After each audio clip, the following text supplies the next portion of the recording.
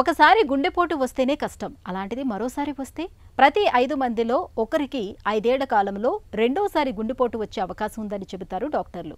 ఇది ఎంతో ఆందోళన కలిగించే విషయం. గుండెపోటుతో గుండె లయ తప్పడం, హఠాత్తుగా గుండె స్తంభించడం వంటి ప్రాణాపాయ ముప్పులు కూడా పొంచి ఉంటాయి. మరి రెండోసారి గుండెపోటు రాకుండా నివారించుకోవటం ఎలా? ఇందుకు జీవనశైలి మార్పులు బాగా ఉపయోగపడతాయి. రెండోసారి గుండెపోటు ముప్పును తప్పించే జీవనశైలి జాగ్రత్తల గురించి ఇప్పుడు తెలుసుకుందాం.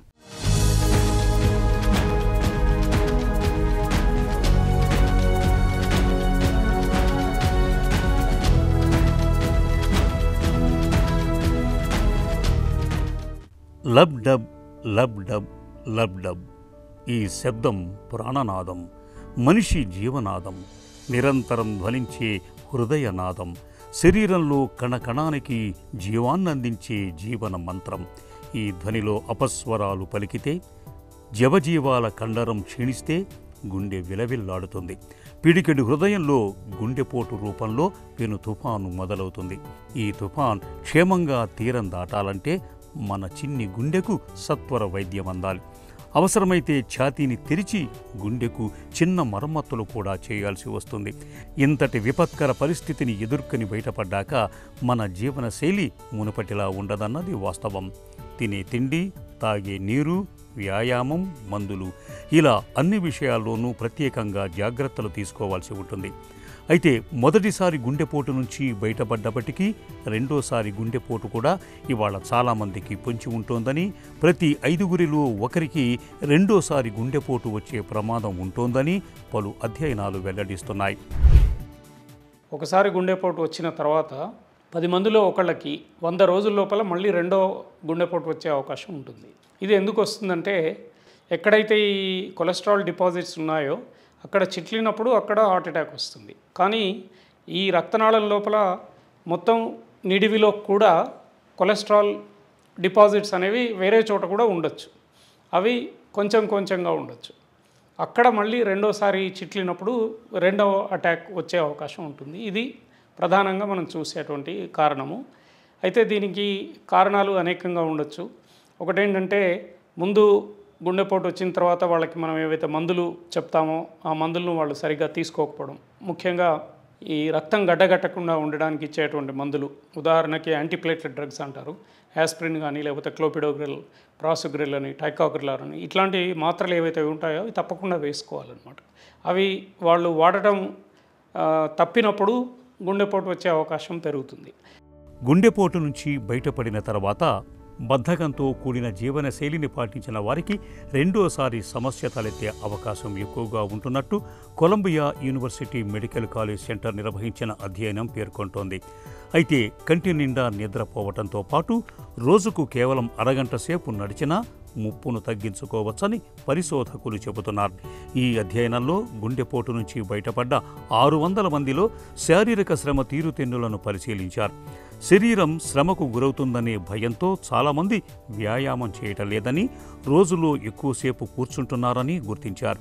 రోజులో 13 గంటలు అంతకన్నా ఎక్కువసేపు బద్ధకంతో గడిపే వారికి ఏడాదిలోపే మరోసారి గుండెపోటు లేదా దీంతో ముడిపడిన సమస్యల ముప్పు 2 రెట్లు అధికంగా ఉంటున్నట్లు బయటపడింది. ఎక్కువసేపు కదలకుండా కూర్చోవటం మరింత హాని కలిగిస్తోంది. రోజుకు అరగంట సేపు వ్యాయామం చేసినా కూడా ఎక్కువసేపు కూర్చుంటే గుండెకు చేటు చేస్తుండటం గమనార్హం. అందుకే యథావిధిగా వ్యాయామం చేయడంతో పాటు రోజంతా చురుకుగా ఉండాలని పరిశోధకులు సూచిస్తున్నారు. ఈ హార్ట్ అటాక్ అనేది సిమ్టమ్స్ ఫస్ట్ టైం వచ్చినా సెకండ్ టైం వచ్చినా కూడా సేమే ఉంటాయి. సో సిమ్టమ్స్ అనేవి దానికి దీనికి సమానమే. కానీ ఇంపార్టెంట్ ఏంటంటే, కొన్నిసార్లు సెకండ్ అటాక్ లోపల ఏ సిమ్టమ్స్ లేకుండా సడన్ కార్డియాక్ డెత్ ఉంటుంది. అందులో వాళ్ళు కూర్చొని మాట్లాడి పడిపోతుంటారు. మనం అప్పుడప్పుడు వింటుంటాం, భోంచేస్తున్నాడు, అందరితో మాట్లాడుతున్నాడు, కళ్ళు తెలేసి పడిపోయాడు అని అంటారు. అప్పుడు ఇంకా మనం చికిత్సా విధానం ఇమ్మీడియట్గా సిపిఆర్ అందుబాటులో ఉంటేనే ప్రాణం నిలుస్తుంది, లేకపోతే ఇంకా మనం ఏం చేయలేము. అందుకనే ఈ రెండో అటాక్ అనేది చాలా ఇంపార్టెంట్. కొన్నిసార్లు ఏ సిమ్టమ్స్ లేకుండానే ఉంటాయి. అందువల్ల ఏంటంటే సర్వేలెన్స్ అనేది ఇంపార్టెంట్. ఇప్పుడు ఉన్న వాటిలో ఏంటంటే కొలెస్ట్రాల్ అనేది చాలా మటుకు తగ్గించాలి. అందులో ఎల్డిఎల్ అనేది బ్యాడ్ కొలెస్ట్రాల్. ఎల్డిఎల్ అనేది 55 mg/dL కన్నా తక్కువ ఉంటే రెండవసారి అటాక్ వచ్చే అవకాశాలు గణనీయంగా తగ్గుతాయి. అంతేకాకుండా డయాబెటీస్ కంట్రోల్ కూడా HbA1c అని 3 నెలలకు ఒకసారి యావరేజ్ ఉంటుంది.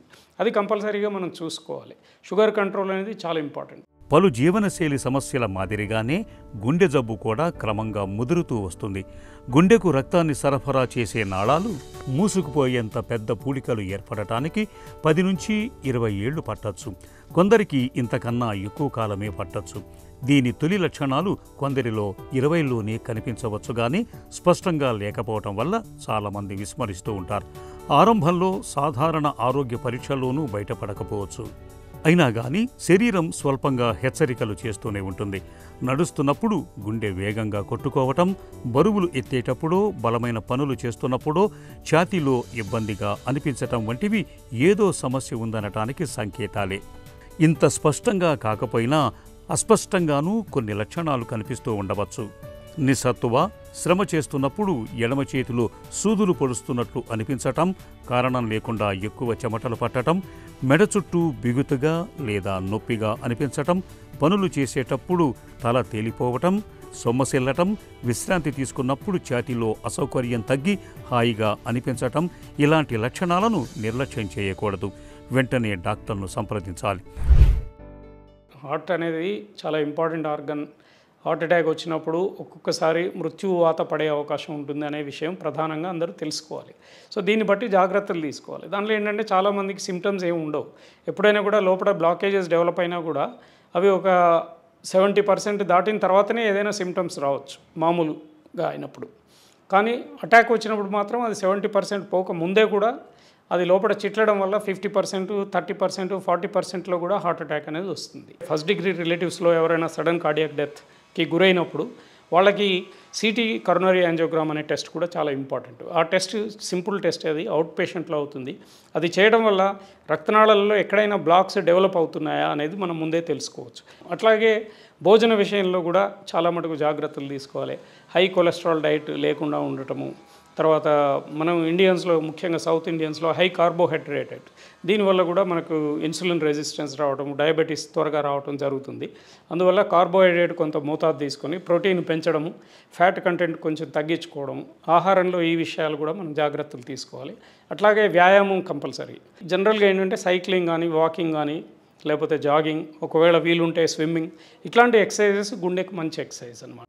మొదటిసారి గుండెపోటు వచ్చి కోలుకున్నప్పటి నుంచి చురుకైన జీవనశైలిని ఆచరించే వారికి రెండోసారి గుండెపోటు ప్రమాదం తక్కువగా ఉంటుంది.